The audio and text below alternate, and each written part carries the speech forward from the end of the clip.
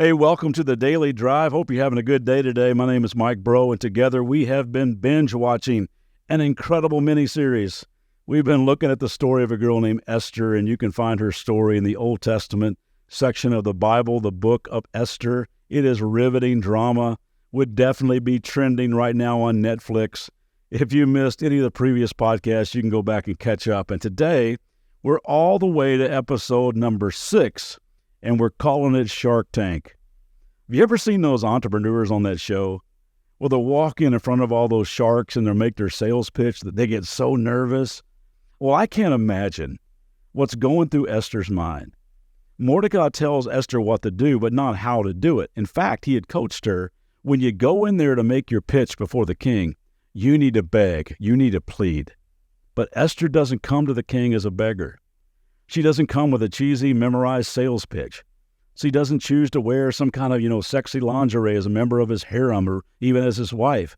Instead, she gets dressed in her royal robes, and she confidently walks down the hall as the queen of the Persian Empire. That is just so cool to me.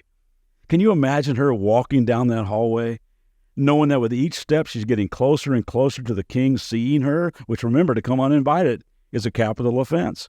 And I bet she knew that she even stopped for a minute. She might run back to her room, but she doesn't stop. Just step after fearful step, she keeps on walking. You see, courage isn't the absence of fear. It's moving ahead in spite of the fear. Courage isn't the absence of fear. It's moving ahead in spite of the fear. And as Esther comes into view, the guards, the Secret Service guys, they're ready to pounce, ready to take her out before she can reach the king. But the king takes a closer look at her dressed in her royal robes, sees Esther clothed in confidence, and he stops the guards, and he holds out the gold scepter to her. And he asks her, "What is it, Queen Esther? What do you want? Just ask, and it's yours." And this is what Esther tells him in Esther chapter 5, verse 4. "If it pleases the king," replied Esther, "let the king, together with Haman, come today to a banquet I've prepared for him." And the king says, "Okay, you know me, I love a good party, you got it." So the king calls for Haman, the villain in our story, the hater of Mordecai, soon to be annihilator of the Jewish nation, and together they go to this banquet that Esther has prepared. And there the king asks her again, "Tell me, Queen Esther, what is it that you want? Just ask, and it's yours." And Esther says, "Let's talk about it later. Why don't you two come back again tomorrow for another banquet?" And so the king agrees. Now, there's lots of thoughts and theories on why Esther didn't make her request at the first banquet. Some think she just chickened out, that she couldn't do it. Some think she was over anxious, didn't feel like it was the right timing. Some even think she was trying to make the king suspicious as to why she kept inviting Haman, trying to make him jealous. But I think she was just plain brilliant to keep the king hanging on the edge of intrigue. Well, the king leaves the banquet very intrigued, and Esther leaves the banquet walking in courage for the next day. And Haman, he leaves the banquet feeling pretty darn full of himself.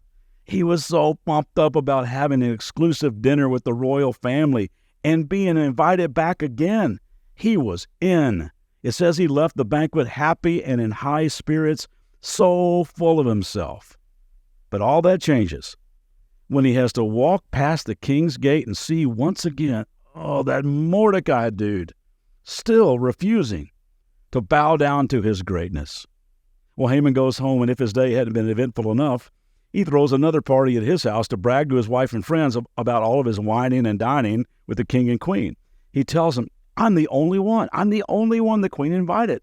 This has been one awesome day. I'm feeling so good about myself. But then on the way home, my day was completely ruined again by that stupid Jew, Mordecai. I can't stand that guy. It says this in Esther 5:14. His wife and all of his friends said to him, "You know what you need to do? Have a gallows built, 75 feet high, and ask the king in the morning to have Mordecai hanged on it. Then go with the king to the dinner and be happy." This suggestion delighted Haman, and he had the gallows built.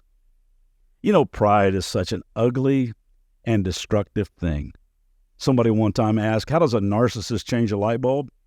Yeah, they stand still and let the world revolve around them. Scripture says that God detests pride. He opposes the proud. And the thing that proceeds most false, yeah, you guessed it, is pride. Now, if you don't know the story of Esther, you still can already see where pride has taken Haman. And gang, it'll take us there too. So just a reminder today, lay your ego on the altar once again. Be humble today, be other-centered today, and then come back next time and see how this all unfolds. I'm telling you, it will blow you away.